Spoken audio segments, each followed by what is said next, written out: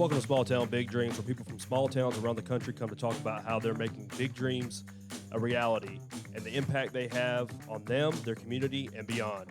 Now from the United Country Fulford Realty Recording Studio in Hartford, Alabama, here are your hosts, Michael and Tina Dorriety. All right.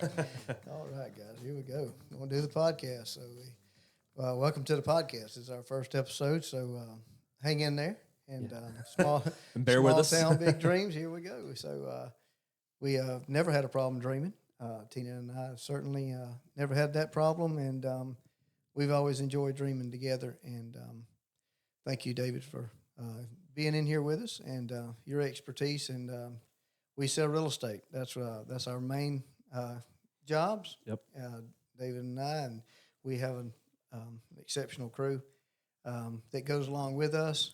We're just trying to keep ourselves at the top of your mind when you look for real estate needs, and we hope to share some other ideas. All of it won't be real estate, but we will certainly put real estate in when we can, and try to help educate. That's right.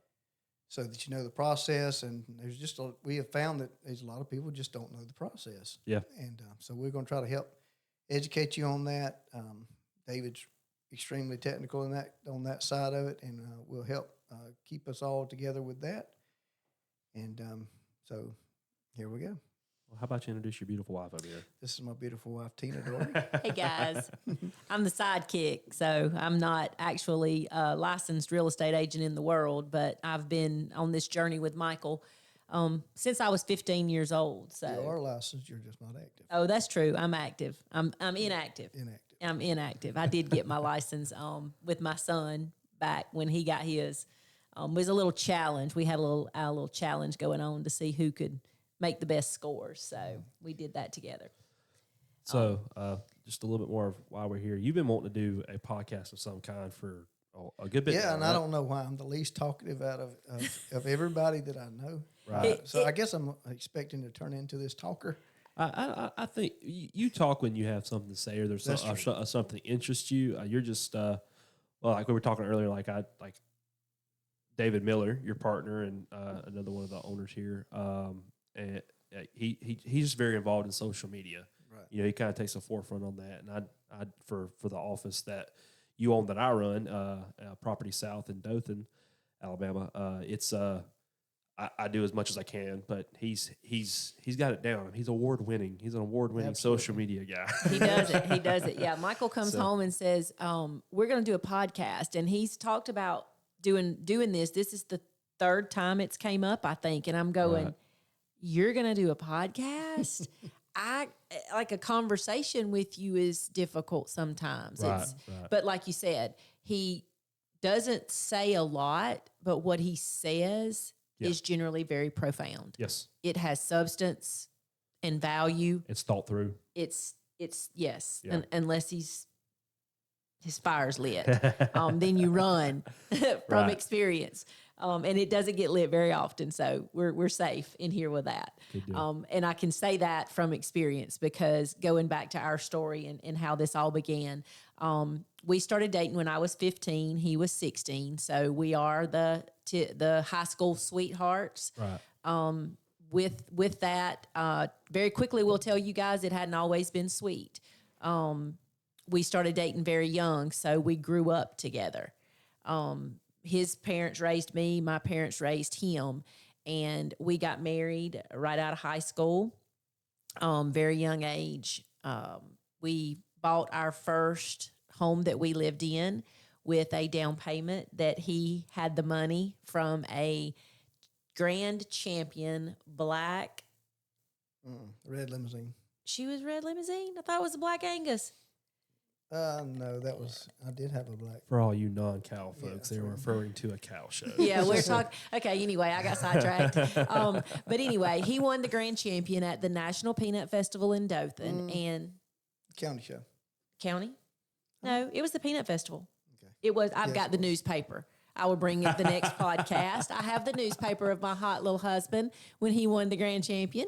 And it came with money back then. I don't know if it still does or not. You sold your calf at the end, and it was usually a generous farmer or generous. But you didn't First sell that National. calf, did you? No, I did that one.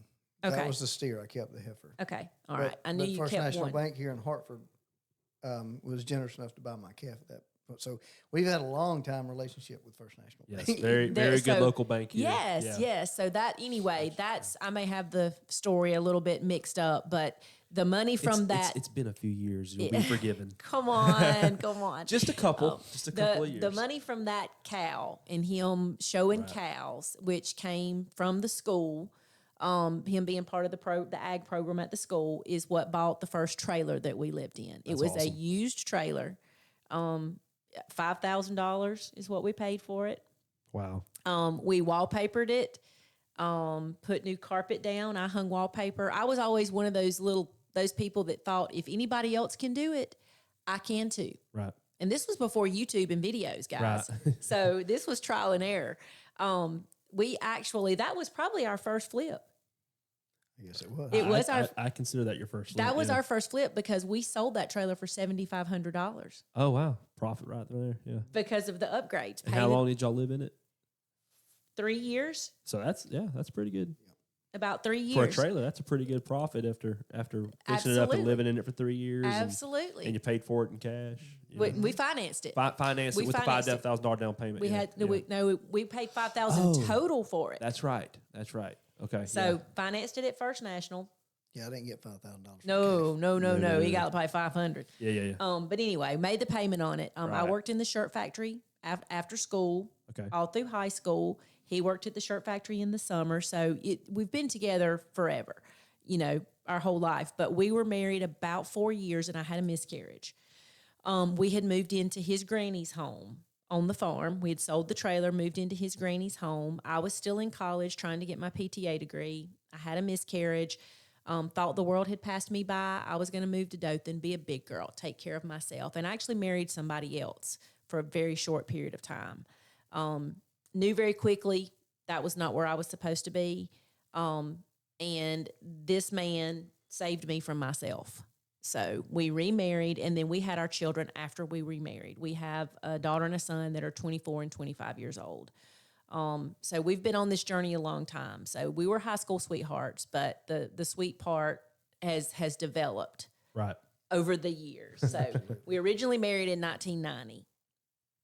So you can kind of do the math Right. with that minus 2 years on paper. We went to get tags at the Houston County Courthouse, and our car tags, and we had been back together, but we're not legally married, and we're standing in line. And I think I looked up at him and I said, let's go make this legal again? There you go. So we tell people, don't spend the money on a big wedding. That's right. Okay. That's right. The courthouse has lasted way longer. Well, my wife, me and my wife got married a year before we had our wedding. We got married in her parents' living room here in Hartford. A buddy of my father-in-law's did our official when we filed at the courthouse with our marriage license. Yep.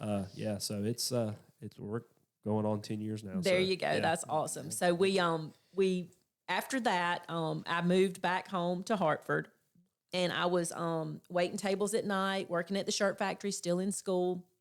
Michael had graduated nursing school at that point. He had gotten his LPN degree, worked at the hospital with a group of urologists. We found a lot in Dothan, and we were going to move to Dothan. We were moving to the big city. Right. On Ross Clark Circle, across from Lowe's, is where it was located. And he would go after work and work on cleaning the lot. And machete. So you can take it from there. Yeah. So I would just clean up the underbrush mainly. And so I don't want to say clean a lot off. Yeah, you weren't clear cutting it. Yeah. It's not excavator. And, We didn't have big equipment. No. We were still broke. we used what we had. Yeah. And so we cleaned Sweat it equity. up. Sweat And equity. so I would clean underneath, and then what is the guy's name? I can't think of his name right now, but he's a prominent name. But anyway, he stopped by in Dothan. Real estate agent. Yeah, real estate agent stopped by and wanted to know if I'd sell the lot. And so that was our first experience, I guess, in real estate for us, other than the mobile home. But far as an investor, at that point we were an investor because he had stopped and asked if we wanted to sell the lot, offered a price of twice what we had paid for it. Tina and I talked about it, and so we would just sell that one, hunt us another one. And so that's what we did. And then so I sent her to an auction over by Providence School. He was supposed to go to the auction was with supposed to, me. I had never been to an auction. I'm very competitive. And I couldn't get off work. So Gotcha. I worked in the X-ray department at Flowers Hospital at that time as an escort. No, you were in specials. You were in specials. I was on call and got called in. Yeah. That's exactly Gotcha. right. And so, Yeah, if you're a competitive person, an auction is not the place for you. well, actually, it worked out. Maybe I think the guys just thought they would let the pretty lady gal- win. Yeah, That's what he Let the pretty said. wi- which I was kind of banking on. Yeah, yeah. And it He didn't worked. tell me that. He just said, at this point, you shut up. Yeah, yeah. You don't keep on. And Yeah. I'm going, huh? I don't like to lose. But Yeah. it was a blessing that those guys were gracious enough to let us have a lot with her bidding, and not that she couldn't do it, but they could have certainly paid more than we paid for it, and Right. and so we doubled our money again, and so that was probably the point where we said, hey, this real estate thing can be a good. We can do this, and we enjoyed it. It was Right. work, and we enjoyed working. We've always enjoyed working. That's kind of been our hobby together. It was always our ride the roads and look for property, and we never had a problem dreaming, as the podcast name basically is. And it's not just going to be our dream; it's going to be some other folks how they came from the small town, Right. and maybe some from big towns. Who knows? That had a dream, and if we had a message at all, other than make sure the Lord's involved in your life and in your dreams, is that to dream as big as you want or as small as you want. Right. It doesn't matter. It's still your dream. That's right. It doesn't have to be my dream. It just has to be a dream. And so that's kind of where we've started in the real estate world. We went from there to the beach. Mm-hmm. Sean was a cousin of mine and a close brotherly like friend, and so he was a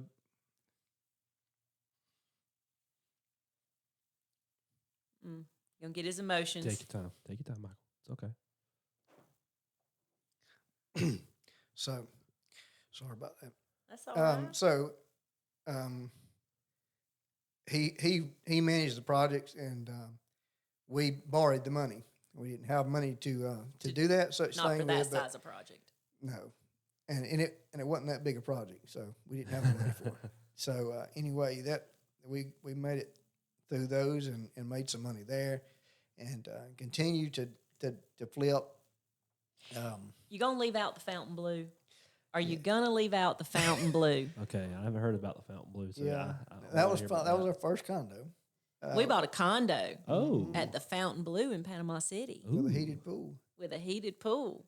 Ooh. So that was our. I bet, our that, I first bet at the condo. time y'all thought y'all had made it at that point. Oh, Woo-wee. I couldn't tell the y'all kids nothing. were little, Oh yeah. so hey, it's still a good place. Oh, yeah. Yeah, I mean, but it's one room. Right. Yeah. You know what I mean? It's a one room, like a studio type yeah.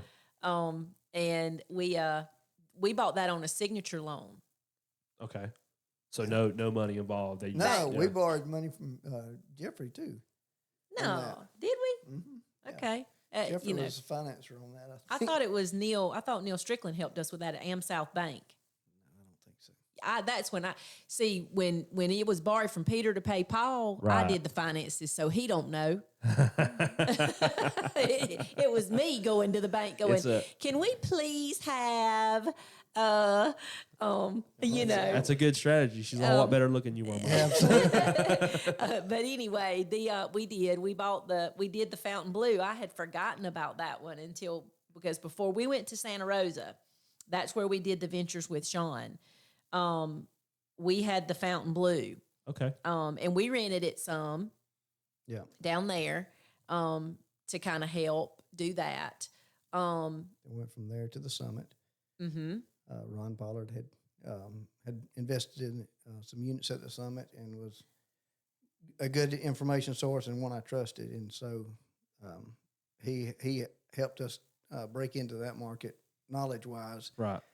He was working at Sony at the time, And somewhere along the line, we did a pre-construction at Shores of Panama. that was after the summit. Okay. Um, So we me did and actually. my parents joined in with us on that one at the summit. Mm-hmm. So we did a little bit from the Right. really old historic stuff Yeah. into the Summit. Then we had some new construction stuff, which was really new to us. To the building on some lots down at Santa Rosa, where we did have Sean down there who worked in the building supply industry, Right. and he was able to manage the projects for us. Okay.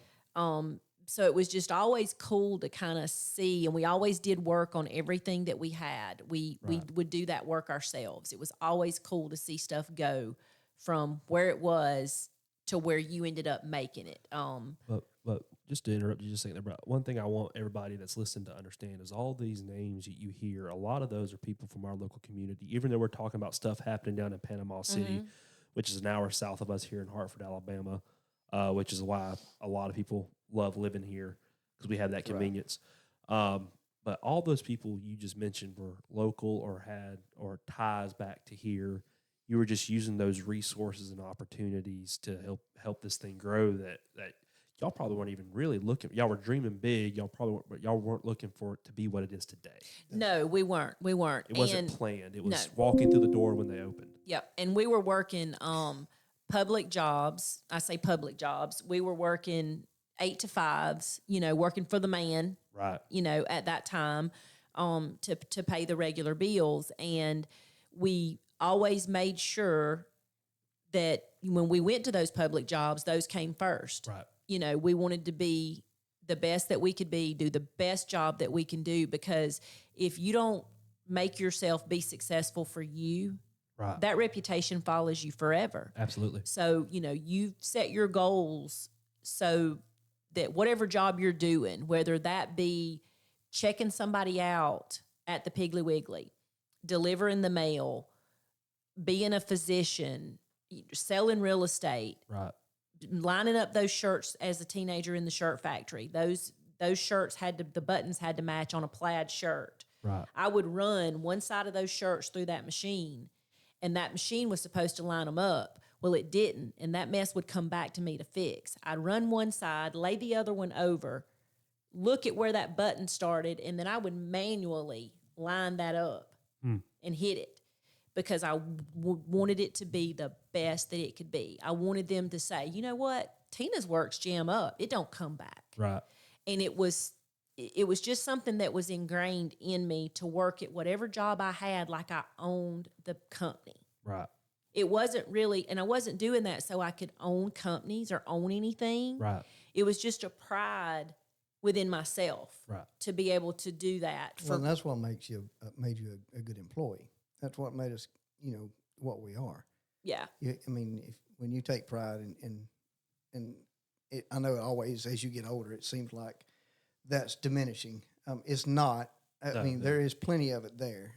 It's just harder to see sometimes, now. So I think but having work ethic, it's got us where we're at. Oh, absolutely. That and protecting our credit. When we didn't have any money, and we still rely on credit, so it's not like we're filthy rich or anything. But right. we have worked closer to achieving our dreams and never been scared to dream. Right. And just knowing, that you have to be able to keep your credit good so that you can borrow money to be able to use it to make money. Not the Dave Ramseys. We're not. Don't borrow ever. But yes, you do it smart. That's right. It's calculated and thought through, but you use the system that's in place. And I'm not saying there's anything wrong with Dave Ramsey. Oh, no. Because it's certainly great for a lot of people. Right. Well, every personality, every person has their place, just like we had talked about every dream being a dream and being valuable no matter what that level is. Right. Everybody can't do the same thing, but my goal with the way that I try to live my life is to help you be better. Right. When I come along beside you, when I leave you, I want you to be better than you were when I walked up. Right. Right. My goal is not to try to sparkle and outshine you. My goal is to leave you better than when I started with you. And if you do that, you're only going to be better for it. Absolutely. It only makes you better. Right. You know, it's just it's something to take with you everywhere you go, and you'll be successful. That's where success comes from. Absolutely. That's where it, you know, that'll take you far in life. So continuing on our story there. So we went from the summit to the shores of Panama with Kevin, a buddy of mine from the hospital. We have had several jobs in several different occupations, so we have crossed a lot of lines, and that's why we have our friend base is far and wide. I think the real estate world calls that a circle of influence. Sphere of influence. Sphere of influence. Yeah, absolutely. So we do have a lot of friends, and very thankful for all of them, and the contribution they've made to our lives in developing what we became. So one of our biggest things is we don't let our mind limit our possibilities. So whatever, if it's something, if I want it, if it's a piece of property I want, which I have one still that I can't achieve at this moment that I want, I will pull to that door, to that gate, and say, one day I'm going to drive in here. Yeah. And it's going to be mine. I'll drive in there sometimes, but one day I'm going to drive in there and it's going to be mine. Right. And the Lord, I tell the Lord that if I can't have it and it be a blessing or a tool for Him, then I don't want it. Absolutely. I don't. And He sometimes drives my mind away from a property for that type reasons. But we certainly want to make sure that everybody understands that we believe that the Lord has got us to where we are at this point in our lives, and without His guidance or Him being part of it, because there's certainly times when I know that I don't know how we still made it to where we are. Right. Together, mainly. Absolutely. Without the Lord. Not necessarily achieving our dreams, but just achieving the happiness that we have as a couple. Yeah. And enjoying each other at this point in our life. And we truly do enjoy each other at this point in our life. And it's because we're partners in business, we're partners in life, and we're partners in raising our kids. And JC and Luke have been our life for quite a while. And that has always been one of the most important things in our life is making sure that their growing up, was enjoyable. Right. She comes from a divorced family, but has an awesome, I don't know why we even say stepfather. He's my dad. Other than his age. Right.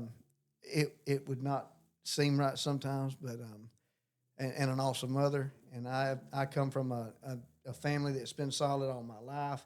I know it. I don't know anything other than that, other than seeing it from the inside, from the outside in. Right. He would have quit on me if he did. If he'd have came from a divorced family, he would have thrown me away. Gotcha. Just because of that. That's what people do nowadays. Yes. But he did not give up. When I completely self-destruct, he hangs on. And I believe the Lord put him in my life to probably break that curse of divorce. And so that there could be a cycle broken there. That's my mom had me at 16. Gotcha. So she was a great mom. I never knew any different. You grew up with her. Yeah, she grew up with me. Yeah. But I never knew any different. You know what I mean? Right. She never said anything negative about my dad. So him not being around wasn't a big deal to me. Right. I didn't know that he wasn't around. I didn't think he was supposed to be. Right. Because she never said, "Where's he at?" He's sorry. But I did see something different in Michael and in his family. And as desperately as I wanted it, it still wasn't something that was just completely ingrained in me. So when we were married for the 4 years and I had the miscarriage and, thought I had to go, he still held tight to that. So even when we were apart, we did not like each other. Right. Well, we loved each other. We may not have liked each other. Gotcha. But we still loved each other. And that being said, you can't look at where somebody's at today. Right. And think that that's what it's always going to be like. That's right. I've laughed and told girlfriends before that, you may need a Tylenol for what you're working with right now, but sister, you better figure it out because you may get you something you need a Lortab for. Oh. You know what I mean? Yeah. Whether it be being alone with somebody else, things that are worth having are worth fighting for. That's right. you know. So, and luckily, you know, it's worked out for us. And it's the way you handle that situation. And a lot of times you don't know why you're handling it the way you're handling it. But obviously, you know, a bad situation, how you react at that point will make a difference on how you can handle it days down the road. Absolutely, yeah. And so, luckily, I was quiet enough to keep, well, maybe not all the time, but certain amount of the time. What do you? You were. Yeah. You were. And so, you were good. so that you just you can come back to that situation and revisit it, and you hadn't tore up enough mentally to not be able to process and work through that. But that's always trying to keep my mouth shut. That's always been one of the things that I know I can revisit that in a day or two, whatever the situation is, whether it's here. Prevail. Yeah. And if I don't, then it's obvious it's not as good. You can't handle it. You can't revisit that situation and straighten it back out. Right. I've learned that.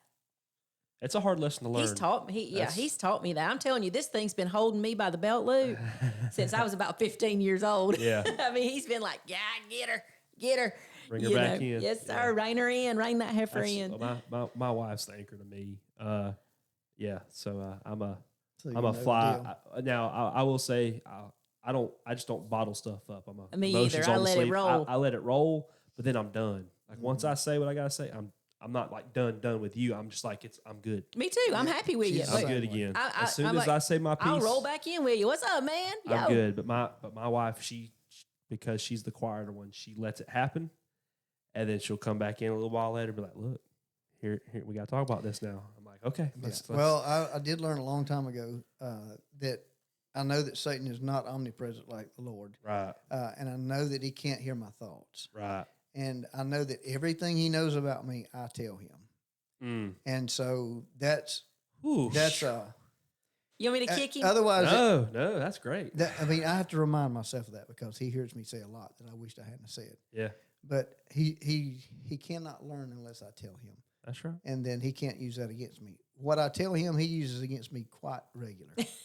And so I do have plenty of faults. Yes. Yeah. Plenty of faults. And but I just, you know, it's just I'm just thankful that the Lord has that grace book. And, right. Oh yeah. And that he continues to let me steal from that grace. That's right. And thankful that he gives it. And I am too. Absolutely. But I guess where we were at in our story, we was said down at the beach, working our way back up. Was back Yeah. at was Yeah, in so down new at the beach. construction. We did with Santa Rosa, the new construction. Right. And so And then you This is all while you're still at the hospital Mm-hmm. and you're still doing physical working with therapy. the urology group. Okay. And she was still so in therapy. he left the urology group and was going to increase his LPN to an RN degree. He went about 2 weeks. And he came home and said, I don't want to be an RN. I don't want to be in the medical field. And I said, let it go. We'll figure it out. Wow. I remember telling my nursing instructor that I was fed up with nursing in general. I loved the taking care of people. Right. But there was I guess it just wasn't what I was supposed to do. That was the main reason. And the last thing you want, good nurse. The last thing you want is a nurse that don't want to be a nurse. Absolutely. And there's a lot of those out well, there. Well, again, that goes back to God. Like if you're not in the right place, He's going to make you restless. Yeah, absolutely. And he's not going to let you did. He's not going to let you. He's not going to let you be at peace because He wants you to move on to where He has planned for you. So. And I loved every minute of my physical therapy world. So. And I wanted to be outside. I would look out the window, just out of the doctor's office window. I work with a great group of guys. I work with Dr. Real, Sheeler, Hunley, Vukovic, Fisher, that bunch. And there was a lot in that group. But I worked with a lot of those good guys, good older doctors. Some of them, a decent amount of them, not in that group anymore. But anyway, they were good to me. They taught me a lot, and the medical field taught me a lot. But I wanted to be on the farm. I wanted to be in outdoors, and that's always drove me. The cattle, the poultry. My dad had poultry houses in '88, and so I would go home from college and work those.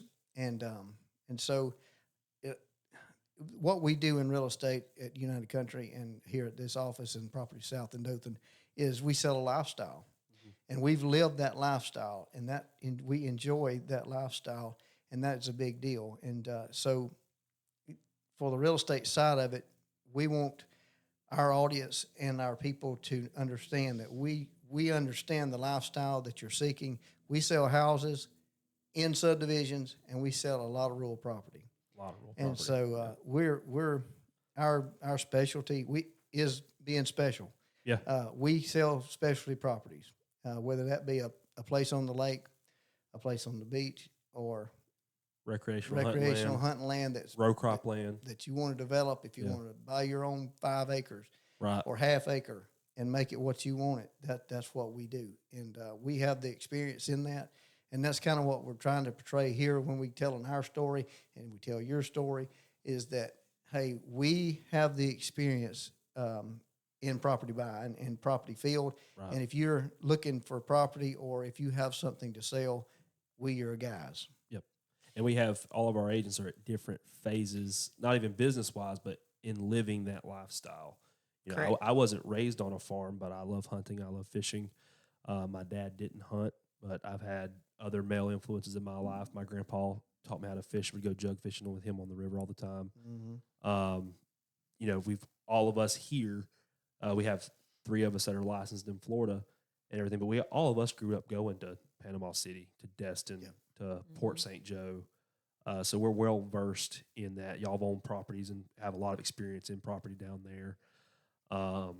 You know, so it's, again, just from the real estate perspective, if you want to do something, the likelihood that our office in particular, and if not in our office, somebody in United Country, who we are all really close knit as far as a nationwide or international company, actually, you know, we have resources to pull on. Yes. That, and in my opinion, as far as land goes, nobody sells more land than we do. Nobody. Not even close, according to what Billions we saw. different. Billions difference, billions of dollars worth of transactions in difference, according to what we saw at our United Country convention a couple weeks ago.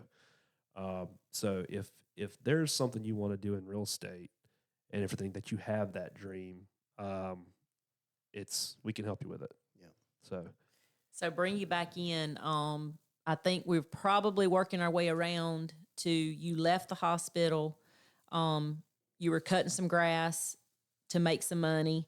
And then Brooke and David are dating. They marry. Brooke is Michael's sister. Correct. She was in pigtails, about this tall, when I started dating Michael. So she's like my sister. Pretty, you know. Too. Yeah, I have a baby sister. I said David had pigtails too. Yeah, David had pigtails too. Yeah, he did. Oh, was he a long-haired kid? No. He was just being funny. Okay. But Michael and David started working together. So David's at Auburn, or graduates from Auburn, and then you guys pick up with some alternative fuel stuff. I had started to work with Shannon Vineyard, which is a very intelligent gentleman that works alternative fuels and engineering and design. And David came to work with us for a while, and we worked in the alternative fuel for a little while, and then we bought, I think we bought our first rentals. We bought 10 at one time, and they were very inexpensive homes at the time.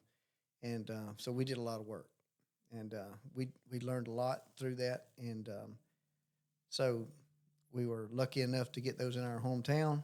And so he and I started flipping houses. And so David Miller and myself would flip. And I knew some of the construction trades as far as trim and painting, and some didn't take that much framing. Most of that was all together, right. And then we would sub out the rest of that. So Tina and Brooke were both PTAs, physical therapy assistants with us, and associates in physical therapy. And so they kept us alive. They kept me and David afloat while we worked in the real estate world. And so we would flip some, and then we would keep one and rent it every chance we got. And then sometimes we had to sell that rental, whatever right. it took to make a living. And so that's the way we got started. And then we decided that we had a good agent out of Ozark, And so Sonia would help us find property sometimes, and then she would say, well, you ought to be an agent. And so that's kind of where we figured that after a couple more experiences with some less qualified agents, we decided that we thought we might could do this. Right. And so we took it on like a job. Me and him just kind of sit in my office, did online courses. And once we got our license, we came to, well, maybe before, we come and talked to Danny, who owned our office that we run and operate that David and I have now. And which is where we're sitting right now. Correct. Yeah. And so Danny was the broker, and he was excited about getting some new blood in. And so we were local and hard working. And so we got our license, went to work with Danny here at Fulford Realty. And it was Danny Fulford was his name. And so we worked with him probably, I don't know if it was a couple of years maybe. And then Danny was going to retire. And so David and I had talked to him about possibly buying the business. Danny got sick and had passed away in 2014. I believe that's when he passed away. And so since then, we have probably 6 or 8 months later, by the graciousness of Danny's family, the Fulford family, they allowed us to purchase, and so we have carried from there and added property south in Dothan recently. But we became really good friends. We was already good friends with most of the family anyway, and Anderson has continued to support us and run as an investor through our office, and so he's been good for Luke to teach Luke and allow Luke to learn with him, and Luke's been good for him. So Luke is my son, and he's 24, and JC's 25, our daughter, and so they've been good for each other, and so right. And then we've added agents over the years, and I think we're 11 now. Yeah. 11 agents, counting me and David. Yeah, between here in Florida. Mm-hmm. And so we're covering a little bit of Florida. We're starting to pick up in Florida a little bit. That's right.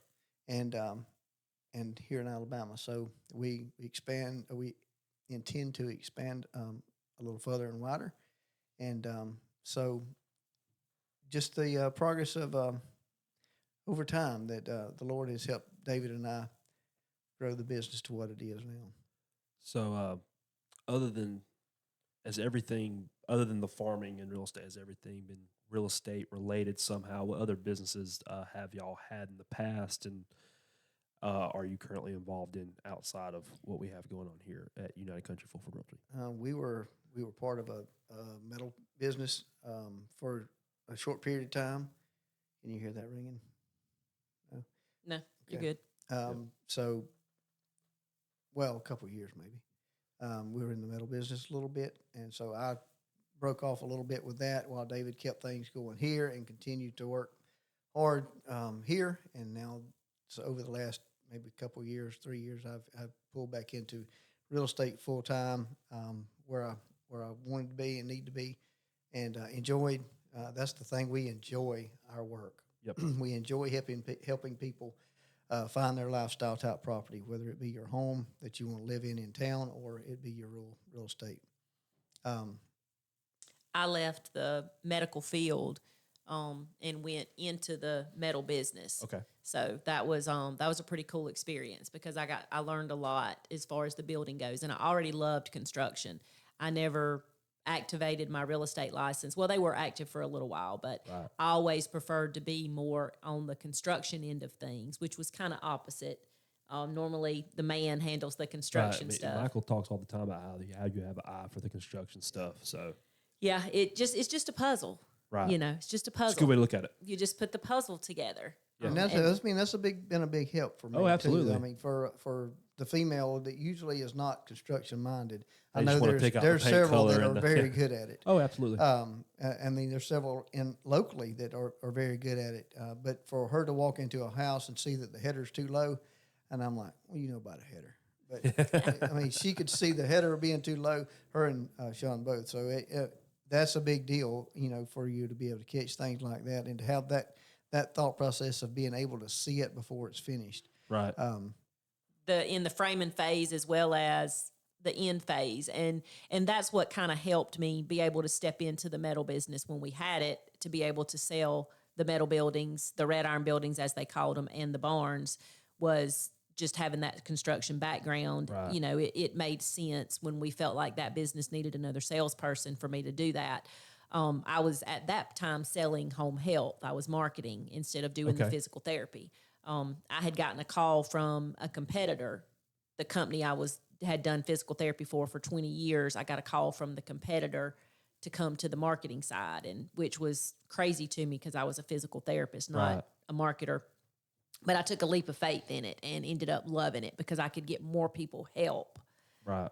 by marketing than I could just seeing 6 or 8 patients a day. Right. So it was a pretty cool change. And when we go back and look at what I said earlier, as far as the being able to do the best job that you can do and working hard and that type of thing. Right. When I went into the metal business, I was so humbled by the amount of referrals I received from the medical field, the calls I got from the physicians, the secretaries, the nurses, the directors at the hospital. If somebody mentioned needing a metal building, a barn, a roof, Right. they would tag me on Facebook. Well, they knew your work ethic and they knew your character. And Yeah. I told Michael, I'm like, that just makes my heart warm. Right. That they trusted me to do something that they knew I'd been in healthcare 25 years. Right.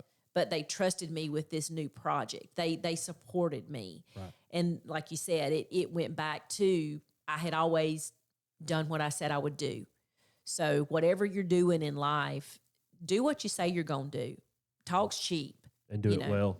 Actions speak louder than words, and that's true with most anything that you're doing. So we did the metal business for a while, and then when we sold that, our grandbabies were coming.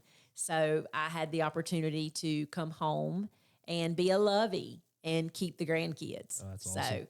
that's pretty exciting. And then my son-in-law has a construction. He has a home builder's license now, and I help keep his paperwork and, help him order stuff and things like that. So, Okay. yeah, I'm the gopher. I go do whatever needs doing. So they Gotcha. plug me in. I don't know if, as a former gopher for a pool company in the summertime, I don't know if I'd qualify you as a gopher, but for lack of a better term, we'll roll with it. But Absolutely. yeah, that's always good to have somebody that can just step in and but I feel like everybody here at Fulford, by yours and David Miller's example and y'all's example as the owners, we all just jump in and do everything to the you best just of our do it. ability. And if we don't, we're not we are honest in the fact if we don't know something, but we're going to get you the answer and we're going to figure out how to do it well. Absolutely. We don't have to do anything.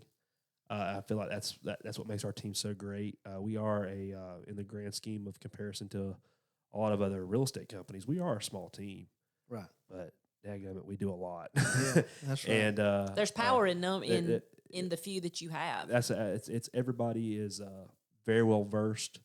I mean, even a couple of part-time agents that we have, their expertise outside of the real estate serves us well. Yeah. It kind of goes back to what you're talking about. They've built those relationships, and that's the kind of people that gravitate toward us. And I think that's just the small town aspect of it. Absolutely. And growing up in that small town. Absolutely. Mm-hmm. So, but that's it's definitely an interesting story that you guys have, and our story can get deep as we could spend all time. yeah.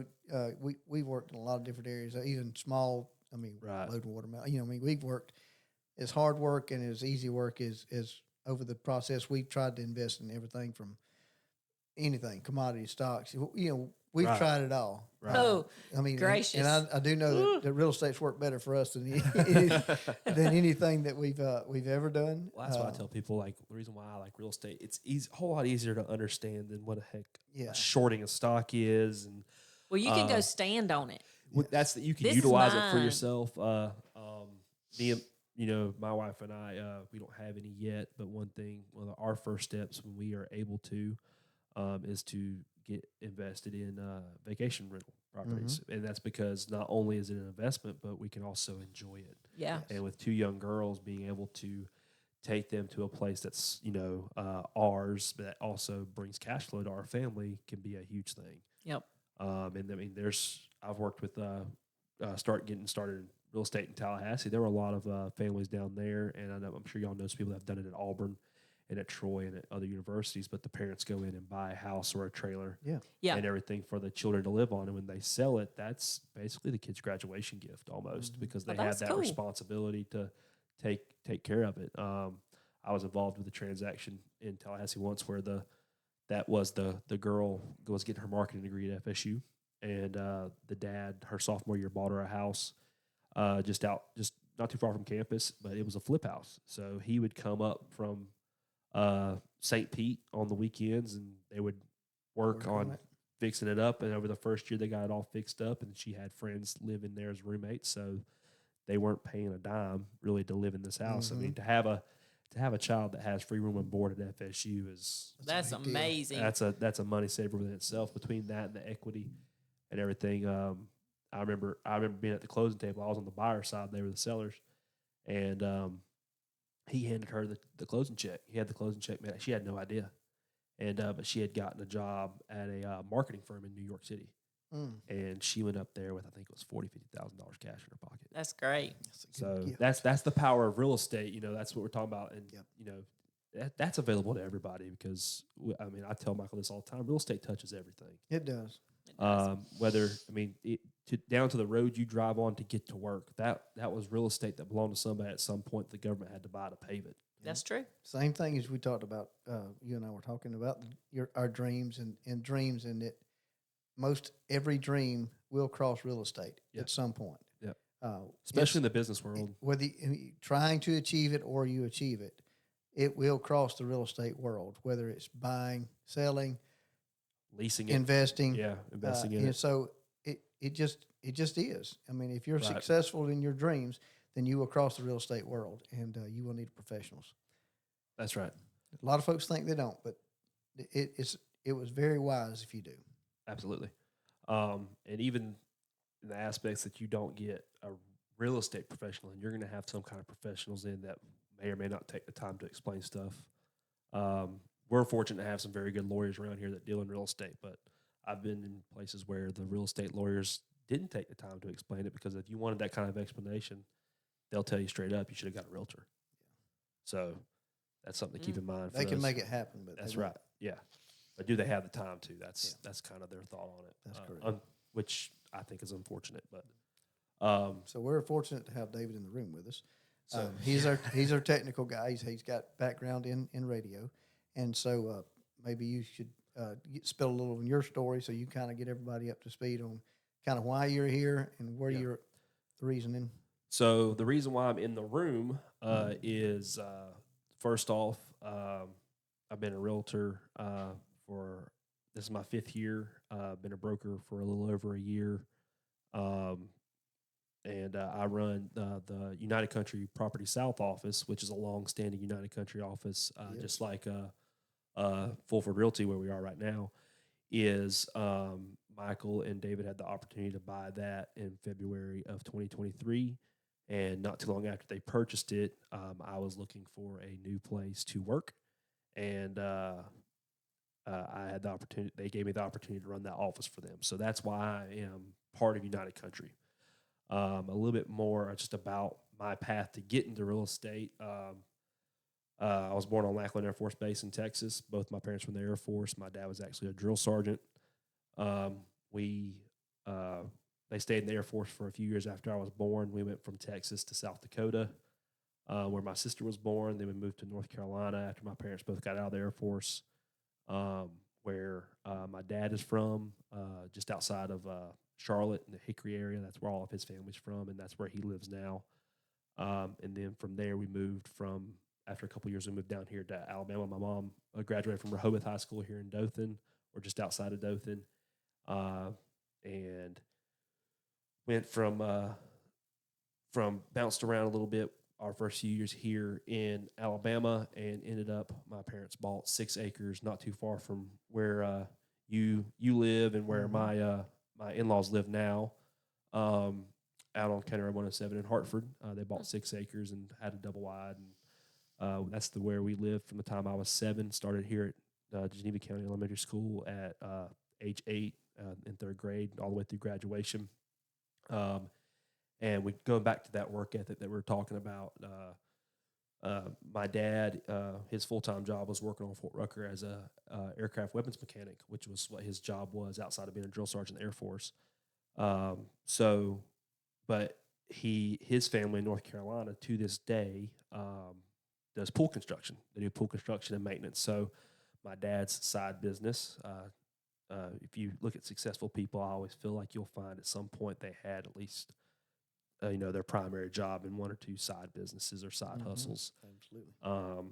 That they don't necessarily make a priority, but if the opportunity presents itself, and that's kind of the situation. So from the time I was 10 years old, I would help my dad install pool liners and stuff for his buddies at work that needed liner work done or other various things. There's actually a couple of pools here in Hartford that my dad facilitated them, the people who own the property buying a pool kit, and he would help them install their own pool. So was involved in that, and for a short period of time, we also cleaned offices. So 10 years old, I'd be be there on a Friday afternoon or a Saturday, cleaning office buildings with my dad. And then my first actual W-2 job was right here in Hartford for the city, working at the ball fields right across the street from where this office is that we're sitting in right now, working baseball fields for their summer tournaments, lining the fields, keeping the grass mowed, being a groundskeeper for the rec department. Started that at 13. Actually had to get my work permit at 14 from the state, and the city had to back pay me 2 weeks. So from there, in school, I was always very active. Was in marching band from 7th grade all the way through the time I graduated. My junior and senior year, I also played varsity football. Marching band and football at the same time is a bit of a juggling act, but I was very fortunate to have a coach and a band director that were reluctant but supportive in that. Was a much better band member than I ever was a football player, but I thoroughly enjoyed both. And if it wasn't football season, where I had to do practice and workouts and everything, I had a job. So I went from the rec department to Poppy's Pizza, which used to be a restaurant, an Italian and pizza restaurant here in Hartford. My senior year, while their football season was going on, they closed down. They shut down their business. And I went to Fun Zone, which is a family fun center in Dothan, and worked my way up in their kitchen. And a few months after working there, became the co-manager with another Hartford native, Hunter Doherty, which is a good friend of mine from high school. And we began managing the kitchen. During that time, around the same time I started working at Fun Zone, I decided I wanted to utilize the military, particularly the Air National Guard, which I'm still in, to get my college education. While I was still in high school, I joined the Air National Guard in Dothan, and which I'm still part of to this day. Only a few years out from retirement at this point, at a very young age, which is a blessing. But that gave me a certain skill set in communications, as far as like the technical electronics aspect in radio, which would come into play later in my life. So the draw on that for me, how they kind of got me to do that, was they had the $20,000 sign-in bonus in my face. So after graduating high school, I went back to Lackland Air Force Base, where I was born, for basic training, and then to Keesler Air Force Base in Mississippi for my technical training. Then on to Troy University, where I got my broadcast journalism degree, which is where my radio experience comes in. My senior year at Troy, I was started out as an unpaid once-a-week intern at 106.7 in Dothan, and worked my way up to being the morning show producer in about 6 months. Again, stuff happens for me in 6-month time frames for some reason. I'm not sure why, but it's been a pattern in my life. So in about 6 to 8 months, I was the morning show producer, which was a great deal for for the radio people, which is the company that owned 106.7 at the time, because they were paying college intern pay for a morning show producer. Got a deal. They got a heck of a deal, which there was a learning curve there. I had to have help and be trained on the job and everything. So I wasn't underpaid, Right. No. but I had to learn fast, and that was a fun job. So that's why when you had voiced your opinion on, voiced your want to do a podcast, I was like, well, that's I would love to help you with that. Mm-hmm. I was really excited to help you put this together. But from getting my degree, I met my wife during my time in Troy. I had a deployment to Afghanistan where I took a semester off, went to Afghanistan. Met my wife almost immediately upon returning from Afghanistan. We had a speech class together at Troy. That's how we met. We both got our degrees.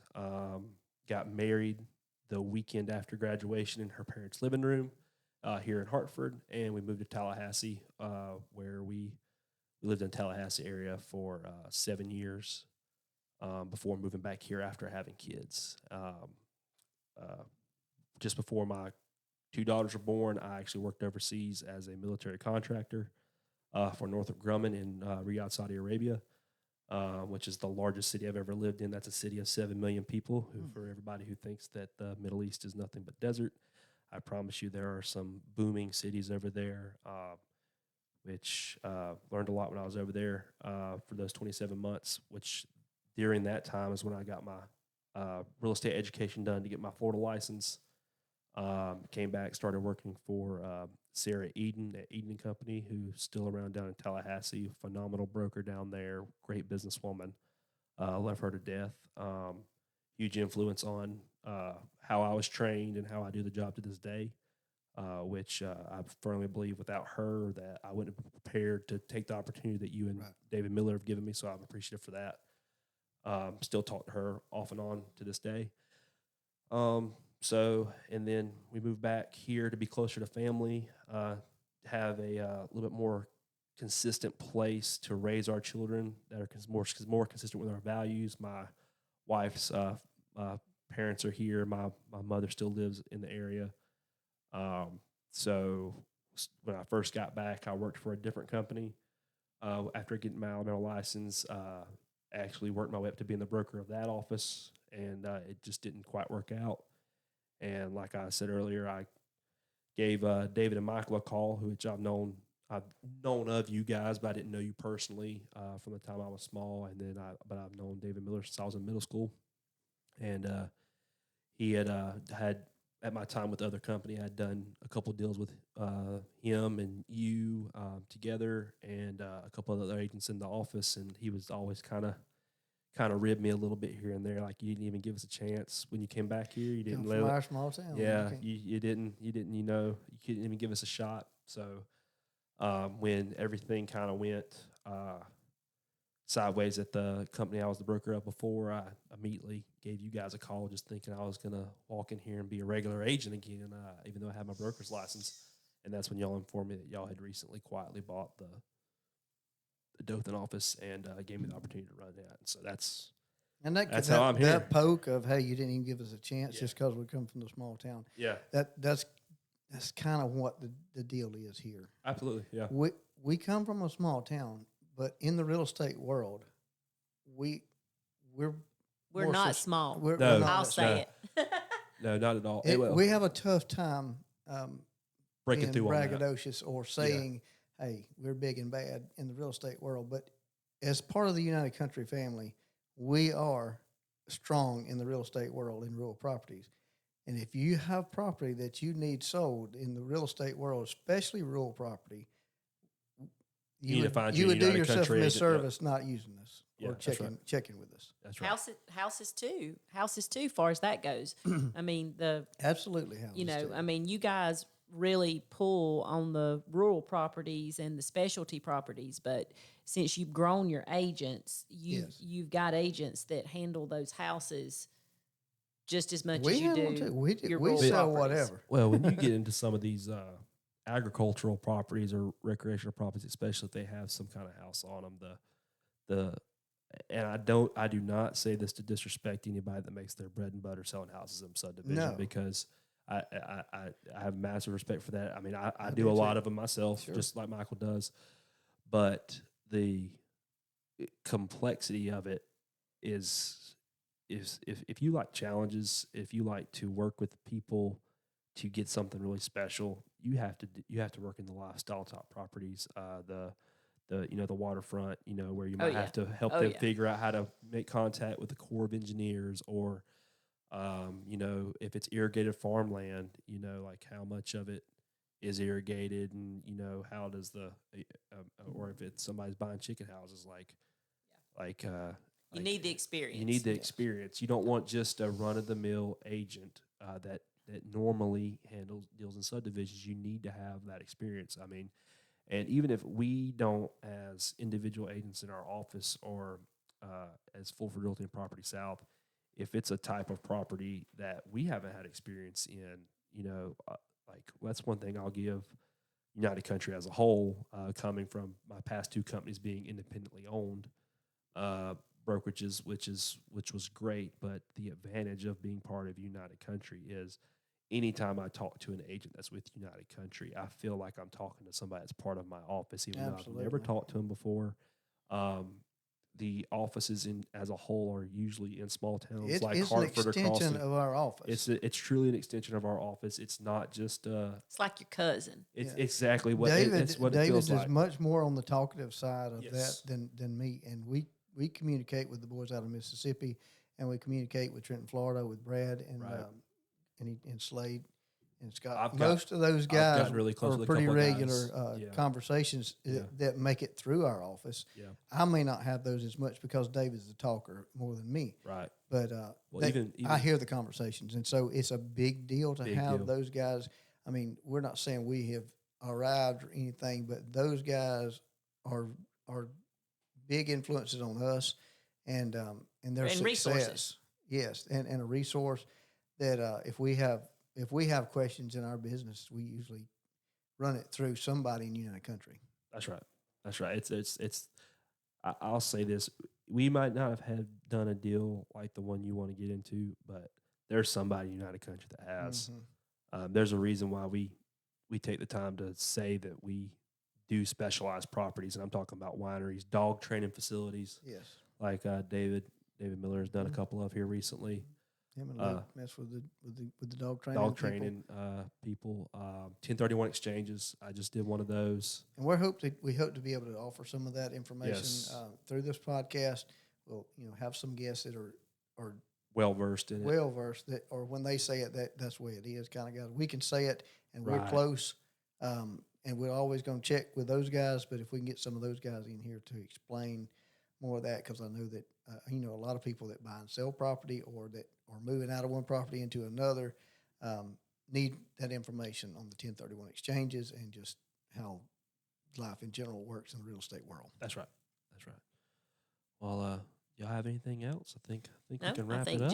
if anybody's got any questions, anything they want to hear, we'll be bringing different people in.